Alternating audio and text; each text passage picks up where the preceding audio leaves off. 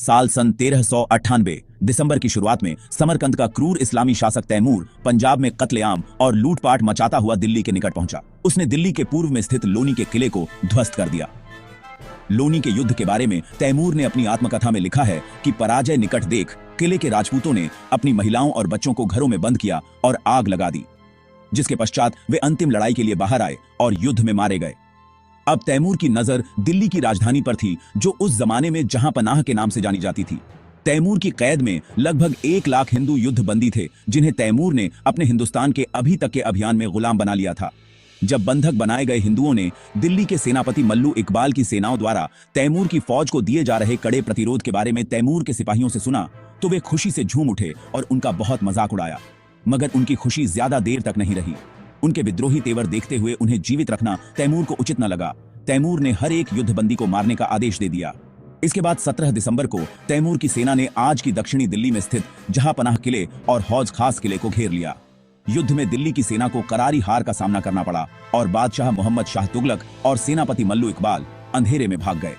जीत के बाद 26 दिसंबर को तैमूर को खबर मिली कि दिल्ली के हिंदू निवासी जो शहर छोड़कर भाग गए थे, अब चुपके चुपके अपने घरों को वापस आ रहे हैं। उसने अपने सैनिकों को उन्हें पकड़ने और उनकी संपत्ति जब्त करने का आदेश दिया। दिल्ली के निवासियों ने भी विरोध में तैमूर के सैनिकों के खिलाफ युद्ध छेड़ दिया। तैमूर अपनी आत्मकथा में बताता है कि कई निवासियों ने अपनी महिलाओं और बच्चों को घरों में बंद किया और आग लगा दी। लगभग 2 दिनों तक उसके 15,000 सैनिकों ने निवासियों का जमकर नरसंहार किया ताकि प्रतिरोध को कुचला जा सके। दिल्ली में हुए नरसंहार के बारे में अपनी आत्मकथा में तैमूर ने लिखा है कि उस संपूर्ण दिन के दौरान और अगले दिन यानी 17 दिसंबर शनिवार के दिन लूटपाट सामान्य रूप से चली लूट इतनी बड़ी थी कि हर आदमी ने 50 से 100 बंदी पुरुष, महिलाएं और बच्चे हासिल किए, जबकि कोई भी सैनिक 20 से कम नहीं ले गया। इस विशाल लूट में रूबी, हीरे, गार्नेट, मोती और अनेकों प्रकार के रत्न हमारी फौज को प्राप्त हुए। हिंदू महिलाओं के सोने और चांदी के आभूषण इतनी मात्रा में प्राप्त हुए कि वे सभी विवरणों से अधिक थे।